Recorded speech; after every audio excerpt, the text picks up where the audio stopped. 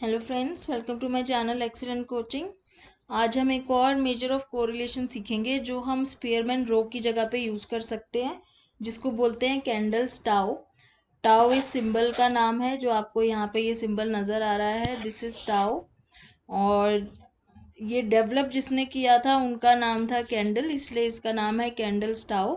Again यहाँ पे भी हमें रैंक्स की ज़रूरत पड़ती है एंड इसको हम सिंबलाइज इसी सिंबल से करते हैं। और अगर जब हम सैम्पल्स की बात कर रहे हो तो इसके ऊपर ये इस तरह से एस आ जाता है, छोटा सा हॉरिजॉन्टल एस आ जाता है।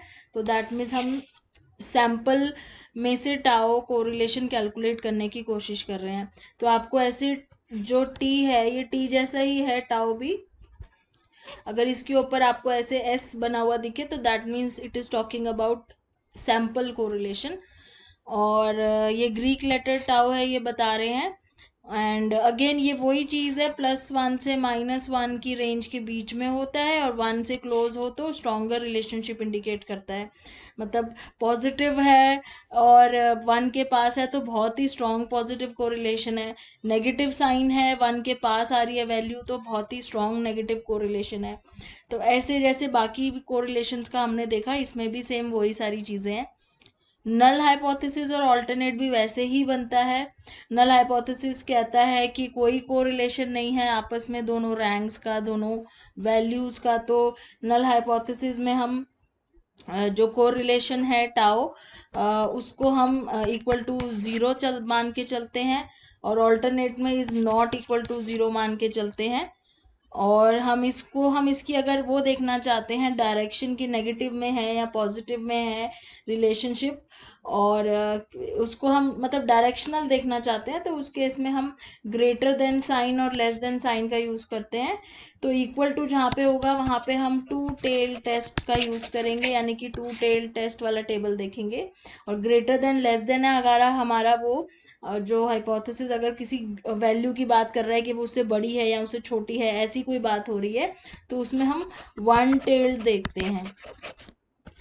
वन टेल्ड में या तो हम पॉजिटिव वाला देखते हैं, पॉजिटिव साइड वाला टेबल जिसकी वैल्यूज़ यहाँ वाली होती है, या हम नेगेटिव वाला देखते हैं जिसकी हम इस साइड वाली वैल्यूज़ लेते हैं। तो वो वन टेल्ड होता है। हमें यूजुअली हमेशा टू टेल्ड ही यूज़ करने के लिए आएगा क्योंकि बेसिक्स हैं, तो बेसिक में टू टेल्ड ही आता है। एंड ये ऑल्टरनेट हाइपोथेसिस जो है ये जो इसकी बात कर रहे हैं डायरेक्शनल की, यहाँ पे ये डिनोट कर रहा है कि या तो वो ज़ीरो से छोटा है या वो ज़ीरो से बड़ा है, तो इस केस में वन टेल यूज़ होगा। इसके पीछे लॉजिक क्या है, ये कॉन्कॉर्डेंस और डिस्कॉर्डेंस ऑफ रैंक्स की बात करता है। कॉन्कॉर्डेंस और डिस्कॉर्डेंस जो दो चीज़ें हैं आपके उसमें आएंगी अभी जब आप ये करोगे सॉल्व। तो सी से कॉन्कॉर्डेंस और डी से डिस्कॉर्डेंट हम डिनोट करते हैं। इस तरीके से हम अपने टेबल में लिखेंगे जब भी हमें ये दिखाना होगा कि कौन सी दो रैंक्स कॉन्कॉर्डेंट है और कौन सी डिस्कॉर्डेंट है। And table 4.4 shows 4 ranks. तो इनका जो टेबल 4.4 यहाँ लिखा है वो एक्चुअली टेबल नंबर 7 है, और इसमें आपको काफ़ी सारी प्रिंटिंग मिस्टेक्स भी मिलेंगी जिसकी वजह से बहुत ज़्यादा कन्फ्यूजन हो जाती है स्टूडेंट्स को। तो ये जो टेबल की बात कर रहे हैं ये टेबल 7 है, जहाँ पे कह रहे हैं आपको 4 लोगों की रैंक दिख रही है, RX और RY। तो अब यहाँ पे ये बोल रहे हैं कि हमें इसमें से कॉन्कॉर्डेंट और डिस्कॉर्डेंट पेयर्स निकालने हैं। तो अगर थ्योरेटिकली हम समझे तो थ्योरेटिकली ये कह रहे हैं कि इफ साइन और direction of RX minus RX for subject A and B similar to the sign and direction of RY minus RY for subject A B, then the pair of rank is said to be concordant. कहने का मतलब ये कह रहे हैं कि अगर 1 - 2 RX minus RX A B का 1 - 2 कितना आता है, -1 आता है। वैसे ही अगर 1 - 3 करें तो -2 आता है। दोनों केस में साइन क्या आ रहा है, माइनस आ रहा है। अगर दोनों केस में आपका साइन माइनस है, एक्स में भी और वाई में भी, तो इनको हम कॉन्कॉर्डेंट पेयर बोलते हैं, यानी कि ए और बी कॉन्कॉर्डेंट है। ऐसे ही बी और सी का देखना है तो 2 - 3 करो तो -1 आ रहा है, फिर 3 - 2 करो तो +1 आ रहा है। तो इसका मतलब बी और सी जो है वो कॉन्कॉर्डेंट नहीं है, वो डिस्कॉर्डेंट है। तो ऐसे देखा जाता है। पर यहाँ तो सिर्फ 4 हैं, जब ज़्यादा हो तो उस केस में और भी तरीके हैं देखने के। तो हमें एक्चुअली में ये निकालना होता है कि कितने कॉन्कॉर्डेंट पेयर्स हैं और कितने डिस्कॉर्डेंट पेयर, क्योंकि हमारा फॉर्मूला ही वही यूज़ करता है, सी और डी का यूज़ करता है फॉर्मूला। तो थ्योरेटिकली तो ये ऐसे बता रहे हैं कि जब हम इसको ऐसे लाइन में लिखते वर्टिकली लिखेंगे, जब हम ABCDEF, तो आपने ये देखना है कि एक्स और वाई में कितने कॉन्कॉर्डेंट है कितने डिस्कॉर्डेंट है, तो उनकी वैल्यूज़ को आपस में आप माइनस करके देखते जाओ, और जिन दोनों का आपस में प्लस आ रहा है वो कॉन्कॉर्डेंट है, या माइनस सेम अगर साइन आ रहा है दोनों साइड, और जिनका अलग अलग आ रहा है वो डिस्कॉर्डेंट है। जैसे अगर हम यहाँ पे सी और डी को देखना चाहते हैं अगर, तो सी और डी यानी कि 3 और 4, तो 3 - 4 हो गया -1। और अगर हम इधर देखते हैं वाई में, तो 2 - 4 हो गया -2, तो दोनों ही माइनस आ रहे हैं, इसका मतलब सी और डी कॉन्कॉर्डेंट पेयर्स हैं। तो ये यहाँ पे ये चीज़ आपको ये बता रहे हैं जो आप थ्योरेटिकली लिख सकते हो जब आप इसके स्टेप्स लिखोगे अपने पेपर में। एंड इस तरीके से हमें देखना होता है कि कितने कॉन्कॉर्डेंट पेयर्स हैं एंड कितने डिस्कॉर्डेंट पेयर्स हैं। ये फॉर्मूला है टाउ निकालने का, कैंडल्स टाउ का, पर इससे भी एक इजी फॉर्मूला है जो आप यूज़ कर सकते हो, या फिर आप चेक कर सकते हो कि आपने सही निकाला है या नहीं निकाला है। तो वो फॉर्मूला है concordant pair minus discordant pair divided by concordant pair plus discordant pair. तो आप पहले फॉर्मूला लिख के निकालो ये वाला, क्योंकि आपको इग्नू में जो मार्क्स मिलेंगे वो ये फॉर्मूला लिखने से मिलेंगे। तो ये तो आपको करना ही पड़ेगा मार्क्स लेने के लिए, लेकिन आपको अगर चेक करना है कि आपकी कैलकुलेशन ठीक है, तो आप खाली सी और डी माइनस डिवाइडेड बाय सी और डी प्लस करके देख लो। अगर ये दोनों वैल्यू सेम आती हैं तो आपका आंसर ठीक है। वैसे यूजुअली ये भी आप सीधा कर सकते हो, पर आपको मार्क्स तभी मिलेंगे जब आप ये फॉर्मूला लिखोगे, इसीलिए ये फॉर्मूला आपको याद करना ज़रूरी है। तो यहाँ पे ये टाओ की वैल्यू कैसे निकाली है, नंबर ऑफ कॉन्कॉर्डेंट पेयर को, ऊपर तो सेम है, देखो ऊपर यहाँ C - D है, यहाँ भी C - D है, कितने कॉन्कॉर्डेंट पेयर है माइनस कितने डिस्कॉर्डेंट पेयर है। और नीचे इन्होंने नंबर ऑफ सब्जेक्ट से माइनस करा हुआ है कि 4 लोग हैं तो 4 आ जाएगा इनकी जगह पे, ऐसे। तो ये देखो इन्होंने स्टेप्स लिखे हैं जो आपको यूजुअली वहाँ लिखने होते हैं अपने आंसर में कि कैसे निकाला जाएगा। तो स्टेप्स कैसे हैं मैं आपको बताती हूँ, साथ साथ कैलकुलेट भी करते जाएंगे। तो पहले क्या है, rank X are placed in the second row in the ascending order. Second row में क्यों बोल रहा है, फर्स्ट रो में क्यों नहीं बोला, क्योंकि फर्स्ट रो में तो हमने सब्जेक्ट्स लिखे हैं। ये रो 1 है, मैं रो लिख देती हूँ ताकि हमें इनकी थ्योरी भी समझ आ जाए। रो 3, रो 1 में तो हमने सब्जेक्ट्स लिख दिए, कितने हैं यहाँ पे 4 हैं, इन्होंने वही वाला उठा लिया ऊपर वाला, 4 हैं, ABCD 4 लोग हैं, इनकी रैंक है 1 2 3 4, ठीक है। असेंडिंग ऑर्डर में लिखनी है हमने। ये ध्यान रखना, अगर रैंक आपकी आगे पीछे है तो आप उसको असेंडिंग ऑर्डर में करोगे, ठीक है। फिर accordingly rank Y are arrange, तो उसी के अकॉर्डिंग वाई की रैंक आ जाएंगी आपके इसमें रो 3 में वाई की आ गई। तो ये इन्होंने इस तरह से लिखी हुई है, x 1 2 3 4 है और y 1 3 2 4। ये कहाँ से लिया, ये टेबल आप देख रहे हो ना, यहाँ पे दिया हुआ था, ये वैल्यूज़ यहाँ पे दी हुई थी। मैं एक बार इसको साफ कर देती हूँ, फिर आप देखना ध्यान से। ये 1 के आगे 1 है, 2 के आगे 3 है, 3 के आगे 2, 4 के आगे 4, तो 1 2 3 4 एंड 1 3 2 4 ये लिखा हुआ है ना यहाँ, इसी को हॉरिजॉन्टली कर दिया, 1 1 2 3 4 एंड 1 3 2 4। वही चीज़ जो ऊपर वर्टिकली दी थी उसको हॉरिजॉन्टली कर दिया, लेकिन ये ऑलरेडी असेंडिंग ऑर्डर में था इसीलिए ऐसे ही आ गया। लेकिन अगर असेंडिंग ऑर्डर में नहीं होगा तो आप उसको असेंडिंग ऑर्डर में करना, पहले x को, फिर उसके अकॉर्डिंग y को बदल देना। अब ये नहीं कि आप y सेम टू सेम उतार दो। अगर आपका मान लो 2 1 3 4 ये x था, ठीक है, और इसके आगे y आपका था 1 3 2 1, ऐसे। मैं आपको दूसरा एग्जांपल देके बता रही हूँ। अब आप पहले x को असेंडिंग ऑर्डर में करो, x को असेंडिंग ऑर्डर में करा यानी कि 1 2 3 4 हो गया। अब देखो 1 के आगे क्या है, 1 के आगे 3 लिखा है तो y का 3 इधर आएगा, फिर 2 के आगे 1 लिखा है तो 1 इधर आएगा, फिर 3 के आगे 2 लिखा है तो 2 इधर आएगा, और 4 के आगे 1 लिखा है तो 1 इधर आएगा। तो अब ऐसे करने के बाद फिर इसको आप इस तरह हॉरिजॉन्टली रो में डालोगे। तो फिर हम ABCD ऊपर लिख के ऐसे पहले x लिखेंगे हॉरिजॉन्टली, फिर y लिखेंगे हॉरिजॉन्टली। अब इसमें कॉन्कॉर्डेंट और डिस्कॉर्डेंट पेयर निकालने का एक और बहुत अच्छा तरीका है। तरीका ये है कि आप ना जो y की वैल्यू है ना, इसको एक बार फिर लिखो, लेकिन अब की बार डायगनली लिखो।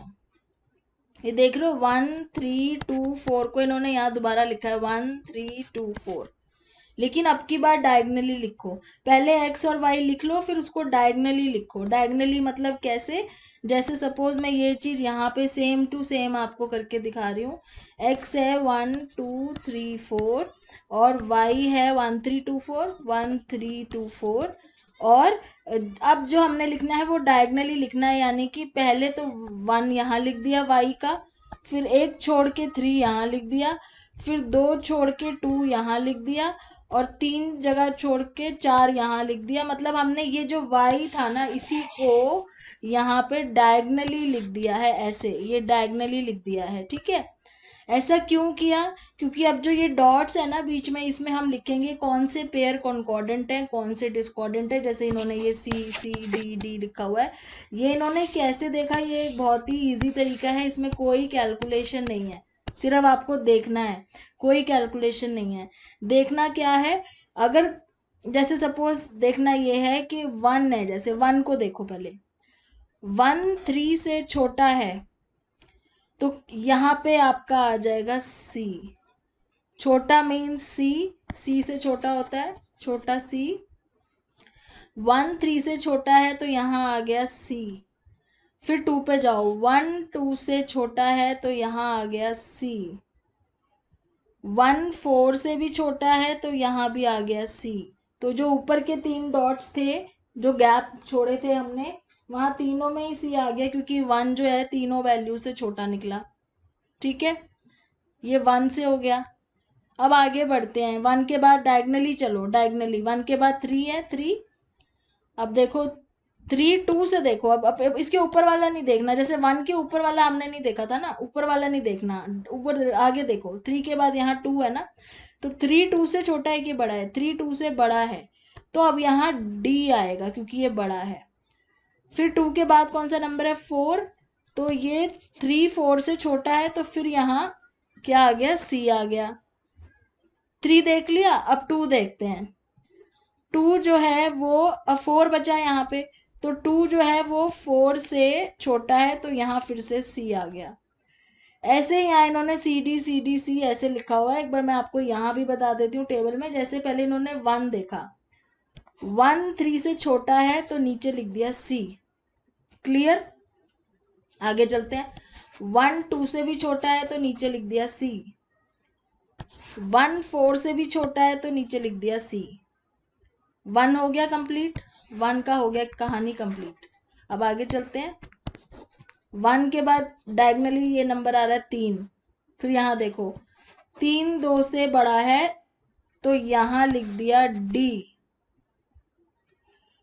3 4 से छोटा है तो यहाँ आ गया सी, क्योंकि 3 4 से छोटा है। 3 का भी कंप्लीट हो गया। अब आगे चलते हैं। 3 के बाद डायगनली नेक्स्ट नंबर आ रहा है 2, 2 4 से छोटा है तो यहाँ आ गया सी। ठीक है, 2 का भी हो गया खत्म। अब 4 के आगे तो कोई नंबर ही नहीं है, तो 4 का कुछ भी नहीं आएगा। तो इस तरीके से सी और डी आ गए। आई होप आपको समझ आ गया कि हम क्या कर रहे हैं। हम ऐसे डायगनली देख रहे हैं, फिर उसके नीचे लिख रहे हैं, ऐसे डायगनली देख रहे हैं, फिर उसके नीचे लिख रहे हैं। तो पहले हमने 1 का देखा डायगनली तीनों के साथ, तो 1 का सी सी सी आ गया, क्योंकि 1 इन तीनों से छोटा है। ठीक है, फिर 3 का देखा, तो 3 का यहाँ से देखेंगे, इधर से, ऊपर नहीं देखना आपने। तो यहाँ ये डी आया क्योंकि 3 2 से बड़ा है, लेकिन यहाँ सी आ गया क्योंकि 3 जो है 4 से छोटा है। फिर हमने 2 का देखा, 4 से मतलब 2 छोटा है तो सी आ गया, और 4 के आगे तो कोई नंबर ही नहीं है। तो हम डायगनली मतलब हर चीज को देख रहे हैं यहाँ पे। तो इस तरीके से आपके सी सी और डी कहाँ आ गए, जहां आपने गैप्स छोड़े थे, जो आपने बीच में इसको डायगनली लिखा था और बीच में आपने स्पेस छोड़ दी थी ना, वहां पे ये सी और डी आ गए। अब कुछ नहीं है, टोटल कर लो ये कितने सी हैं। इस तरफ 3 सी आ गए, इधर 3, इधर कितने सी हैं 1, इधर कितना सी है 1, इधर डी कितने हैं 0 है, इस लाइन में डी कितने हैं 0 है, तो यहाँ 0 लिख दिया। इस रो में डी 1 है तो यहाँ 1 लिख दिया, इस रो में डी है ही नहीं तो डी 0 लिख दिया, और नीचे तो कुछ भी नहीं है, दोनों जगह 0 आ गया। तो मतलब इन्होंने क्या किया, इन्होंने हॉरिजॉन्टली ही चल रहे हैं, हॉरिजॉन्टली ही इन्होंने टोटल कर लिया कि कितने सी और डी हैं, ऐसे कितने सी हैं और कितने डी हैं, और उसको फिर वर्टिकली ऐड कर लिया समेशन, तो टोटल 5 सी आ गए और टोटल 5 डी आ गए। आई होप आपको ये समझ में आ गया है कि कैसे सी और डी निकाला गया है। अब इसका फॉर्मूला ये था, ऊपर सी माइनस डी, नीचे कितने सब्जेक्ट्स हैं उसको लगा के, तो सी कितना है 5 है और डी कितना है 1 है, और नीचे 4 लोग थे तो 4 को n की जगह लगा के कैलकुलेट किया तो 4/6 आ रहा है। और अगर मैं अपने फॉर्मूले से जो मैं बोल रही थी c minus D upon C plus D करूँ तो c कितना है 5 और d 1 है, तो c माइनस डी यानी कि 5 माइनस 1, और प्लस करूँ तो 5 प्लस 1, तो ये भी आपका 4/6 आ रहा है, यानी कि हमारा जो नंबर ऑफ कॉन्कॉर्डेंस और डिस्कॉर्डेंस का टाउ निकला है वो एकदम सही निकला है, वैल्यू आ रही है 0.667। तो आपकी कैंडल टाउ की वैल्यू आ रही है 0.667। तो आप ऐसे चेक कर सकते हो। तो इसमें सबसे इंपॉर्टेंट चीज़ है आपको सी और डी निकालना आना चाहिए। एक तरीका इसमें और भी दिया हुआ है, वो भी मैं आपको बता देती हूँ, जो नीचे दिया हुआ है जिसको इन्होंने नाम दिया है कंप्यूटेशनल ऑल्टरनेटिव फॉर टाउ। तो यहाँ इन्होंने 10 लोगों का लिया है, ऊपर के 4 नहीं लिए, 10 लोगों का लिया है। अब अगर हम इन 10 लोगों का निकालते हैं तो हमें उसमें सी और डी निकालने में काफ़ी टाइम लग जाएगा। तो उसका एक इजी तरीका ये बोल रहे हैं कि नंबर ऑफ इन्वर्जन्स निकाल लो। नंबर ऑफ इन्वर्जन्स यहाँ लिखा हुआ है, calculate the number of इन्वर्जन्स। Inversion calculate करने के लिए हमें थोड़ा स्पेस चाहिए, तो मैं इसको यहाँ नीचे कैलकुलेट करूँगी। तो पहले तो 1 to 10 हम नंबर लिख लेंगे, एक्स की रैंक्स जो हैं ये 1 6 7 8 9 10, और फिर y के लिख लेंगे 2 1 5 3 4 6 10 8 7 9। अभी तक तो हम वैसे ही कर रहे हैं। उसके बाद हमने डायगनली y लिखना है, यानी कि ये जो 2 1 5 3 4 6 10 8 7 9 है, इसको डायगनली लिखना है। तो 2 तो इसी के नीचे आ जाएगा, फिर एक जगह छोड़ के आ जाएगा 1, फिर 2 स्पेस छोड़ दीजिए तो आ जाएगा 5, फिर 3 स्पेस छोड़ के आएगा 3, ऐसे ही आगे 4 स्पेस छोड़ेंगे तो 4, देन हमने डायगनली चलना है इसलिए हम ऐसे स्पेस छोड़ रहे हैं। तो इस तरीके से ये हो जाएगा डायगनली। अब आपने वैसे ही देखना है, ये काफ़ी बड़ा है, थोड़ा टाइम लगेगा। जैसे 2 है, 2 1 से बड़ा है तो डी आ गया, 5 से छोटा है सी आ गया, 3 से छोटा है सी आ गया, 4 से छोटा है सी आ गया, इन सब से छोटा है 2 तो सी आ गया। फिर 1 5 से छोटा है सी आ गया, 3 से भी छोटा है, 4 से भी छोटा है, तो इन सब से छोटा है 1 तो सी आ गया। फिर 5 है, जैसे 5 3 से बड़ा है तो डी आएगा, 4 से भी बड़ा है तो डी आएगा, 6 से छोटा है सी आएगा, बाकी आगे जितने भी नंबर हैं सबसे 5 छोटा है सी आएगा। अब 3 4 से छोटा है सी आ गया, 6 से भी छोटा है सी आ गया, 10 से भी छोटा है सी आ गया, आगे सबसे छोटा है 3, 4 6 से छोटा है सी आ गया, 10 से भी छोटा है, 8 से भी, तो सी आता जाएगा। अब 6 आ गया, 6 भी आगे जितने भी नंबर हैं 6 के आगे सबसे छोटा है तो सी आता जाएगा। अब 10 देखिए, 10 8 से बड़ा है तो डी आ गया, 7 से भी बड़ा है तो डी आ गया, 9 से भी बड़ा है तो डी आ गया। 8 8 किससे छोटा, 7 से बड़ा है कि छोटा है, 8 बड़ा है ना तो डी आएगा, और 9 से छोटा है तो सी आएगा। 7 के बाद 9 बचा, 7 9 से छोटा है तो सी आएगा, खत्म हो गया। तो इस तरीके से हमारा डायगोनल बन गया। अब इसमें क्या, हमें सी और डी नहीं कैलकुलेट करना है, काउंट नहीं करना है, हमें इन्वर्जन्स देखने हैं। तो नंबर ऑफ इन्वर्जन्स जो ये बोल रहे थे ऊपर की, calculate the number of inversion, मतलब सी और डी कहाँ एक साथ हैं, तो आपने देखना है कहाँ पे सी और डी एक साथ आ रहे हैं।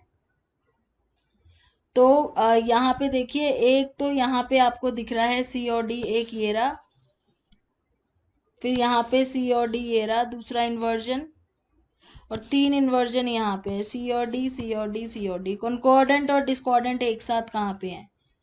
जहाँ एक साथ हैं, कॉन्कॉर्डेंट डिस्कॉर्डेंट जहाँ भी एक साथ दिख रहे हैं वो काउंट कर लो कितने हैं। ये कितने हमें मिल गए सर्कल? 5 मिल गए। तो हमारे नंबर ऑफ इन्वर्जन्स 5 हैं। ठीक है, तो ये भी एक तरीका है। इसमें फॉर्मूला डिफरेंट हो जाता है। फॉर्मूला आपका ये वाला आ जाता है जहाँ पे टाउ कैसे निकल रहा है, 1 minus 2 into number of inversion यानी कि 5। ये जो एन एस लिखा हुआ है ये नंबर ऑफ इन्वर्जन है 5। नीचे नंबर ऑफ रीडिंग्स है, तो जैसे एन कितने हैं, 10 लोग हैं तो 10 का एन की जगह 10 आ जाएगा, 10 माइनस 1/2। ये सब यहाँ कैलकुलेट ऐसे किया हुआ है। तो हमारी वैल्यू यहाँ पे आ रही है, टाउ की वैल्यू आ रही है 0.778। इसमें सिर्फ फ़र्क इतना है कि हमें सी काउंट नहीं किए हैं, उसकी जगह नंबर ऑफ इन्वर्जन देख लिए हैं। बट आई थिंक आप जब एग्ज़ाम में करें तो आप यही वाला करें, क्योंकि इसमें क्या है, हम चेक कर सकते हैं सी कितने हैं, डी कितने हैं, काउंट करके हम इस फॉर्मूले से भी चेक कर सकते हैं कि सही आ रहा है कि नहीं। तो आई वुड प्रेफर कि आप एग्ज़ाम में यही वाला तरीका करें रेदर देन ये ऑल्टरनेट वाला करें। तो ये निकालने के बाद अब एक चीज़ और करनी होती है, तभी आपका आंसर कंप्लीट होता है। सिग्निफिकेंस टेस्टिंग करनी है टाउ की। तो सिग्निफिकेंस टेस्टिंग ऑफ टाउ, ये सिंबल गलत है यहाँ पे, मिसप्रिंटिंग है। तो टाउ की कैसे करते हैं? तो एक तो ये कह रहे हैं कि अपेंडिक्स ई देख के करो आप, जो कैंडल टाउ का टेबल होता है और वो टेबल कहीं नहीं दिया हुआ है। और मतलब स्टैटिस्टिक्स के साथ टेबल ना देना मतलब दैट इज़ वेरी इनकम्प्लीट, उसके बिना आपका काम नहीं चल सकता। तो वो तो हम नहीं कर पाएंगे जो ये बता रहे हैं। बट जैसे एग्ज़ाम में भी आपको करना है और आप टेबल की वेट कर रहे हो, और टेबल कई बार एग्ज़ाम में भी लेट मिलते हैं बहुत ज़्यादा, तो हमें उससे बेटर है कि हमें दूसरा तरीका भी आना चाहिए, जिसमें हम क्या कर सकते हैं, हम टाउ से जी स्कोर निकाल सकते हैं। और कई बार ये चीज़ ना हमें पूछी भी जाती है, तो बेटर यही है कि आप टेबल के ऊपर डिपेंडेंट ना रहो, आप ये जी स्कोर निकालने वाला तरीका अपनाओ। तो सिग्निफिकेंस टेस्टिंग के लिए जी स्कोर निकाल लो टाउ से। कैसे निकाला आपने? टाउ की वैल्यू ऊपर लिखी 0.667, जो हमारी इसकी आ रही थी, ऊपर वाले की क्या आ रही थी हमारी, फर्स्ट वाले एग्जाम्पल की क्या आ रही थी, 0.667 आ रही थी ना।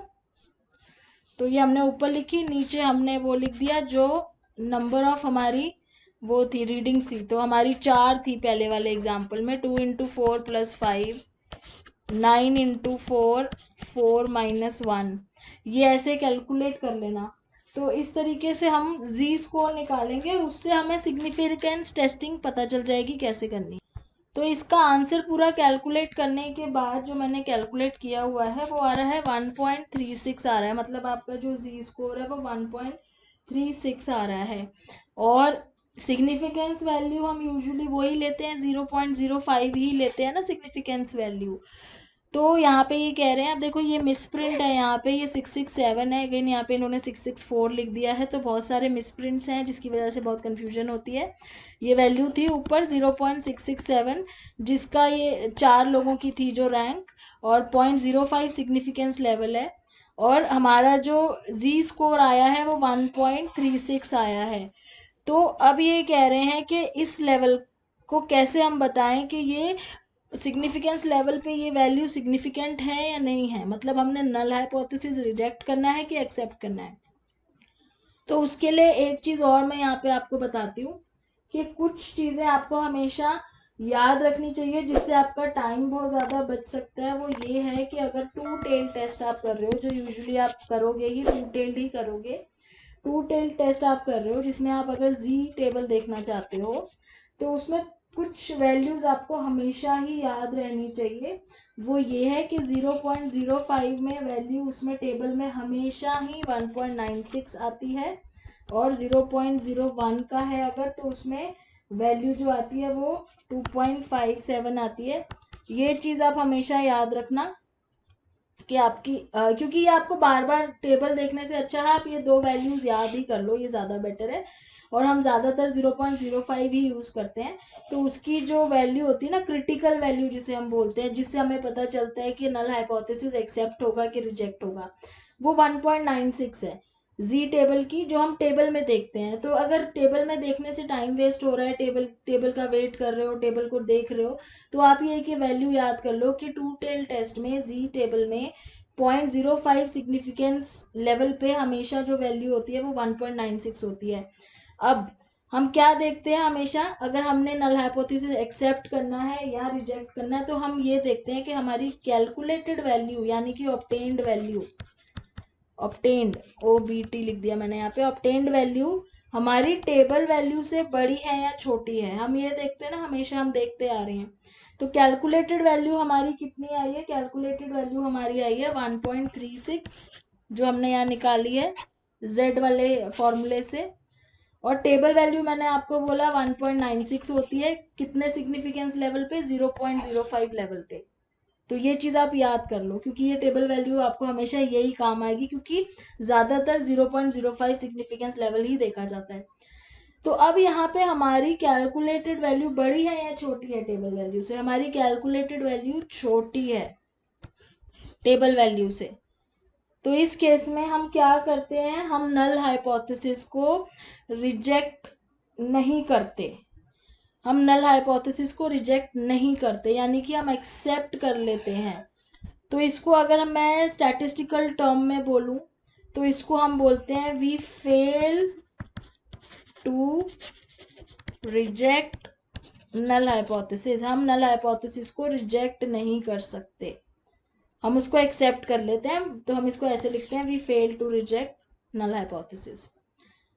तो ये तो हो गया पहले वाले टेबल का सिग्निफिकेंस टेस्टिंग, जिसमें हमारी 4 लोगों की रैंक थी और हमारा टाउ आया था 0.667। इससे हमने जी स्कोर निकाल लिया और जी स्कोर 1.36 आया, टेबल की वैल्यू 1.96 होती है और वो हमने देख लिया छोटी है, तो हमने नल हाइपोथेसिस को एक्सेप्ट कर लिया। अब दूसरे वाले की बात करते हैं, जिसमें हमारी वैल्यू 10 लोगों की थी, ये वाला जिसमें हमारी 0.778 आई थी, जिसमें 10 लोग थे। तो यहाँ पे 10 लोग थे ये बोल रहे हैं, और 10 लोगों की जो टाउ आया था वो 0.778 आया था। तो टाउ से अब हम जी निकालेंगे, अगेन यही फॉर्मूला है, टाउ से जी निकाला तो इनका क्या आ गया 3.313। क्यों हम जी निकाल रहे हैं, क्योंकि हमारे पास कैंडल का टेबल नहीं है देखने के लिए, तो हम जी टेबल देखेंगे, तो हमने इसको जी में चेंज कर दिया। ठीक है, अब हमने जी निकाला 3.313। अब मैंने आपको क्या बोला कि हमें वो वैल्यू देखनी होती है जो टेबल में है, वो बड़ी है या छोटी है। तो अब ये देखो यहाँ पे लिखा हुआ है कि टेबल की वैल्यू अगर 0.05 लेवल पे देखते हैं तो वो 1.96 होती है, यानी कि हमारी जो कैलकुलेटेड वैल्यू है और टेबल वैल्यू है उसको हम ऐसे लिखेंगे, और हम फिर लिखेंगे कैलकुलेटेड वैल्यू 3.313 और टेबल वैल्यू 1.96। अब इस केस में हमारी कैलकुलेटेड वैल्यू क्या है, इस केस में हमारी कैलकुलेटेड वैल्यू बड़ी है। ऊपर में क्या थी, कैलकुलेटेड वैल्यू छोटी थी, तो हमने इसको रिजेक्ट नहीं किया था। अब यहाँ कैलकुलेटेड वैल्यू बड़ी है, that means we reject null hypothesis. हम नल हाइपोथेसिस को क्या कर रहे हैं, रिजेक्ट कर रहे हैं। ठीक है, अब ये कह रहे हैं अगर 0.01 लेवल भी आप देख लो, मैंने तो आपको 0.05 का बताया, अगर 0.01 लेवल भी आप देख लो उसमें भी वैल्यू 2.58 आती है टेबल में, जो अगेन छोटी है हमारी कैलकुलेटेड वैल्यू से। तो दोनों ही केस में हमारा नल हाइपोथेसिस रिजेक्ट हो रहा है। तो इस तरीके से सिग्निफिकेंस टेस्टिंग करते हैं, जिसके बिना आपका आंसर पूरा नहीं है। तो ये वैल्यू 2.58 मैंने आपको यहाँ भी लिखवाई है, अभी ये देखो 2.57 या 8 इन्होंने राउंड ऑफ कर दिया तो 2.58 हो गया।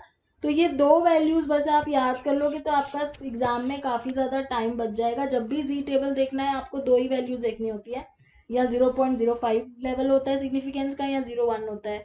तो ये दोनों आप याद कर लो, 1.96 2.58। बस आपको अपनी कैलकुलेटेड वैल्यूज से कंपेयर करनी है, छोटी है तो नल हाइपोथेसिस एक्सेप्ट हो जाएगा, बड़ी है तो आपका नल हाइपोथेसिस रिजेक्ट हो जाएगा। इस तरीके से आपका आंसर पूरा होगा। तो ये आपका कैंडल टावर खत्म होता है। Thanks for watching.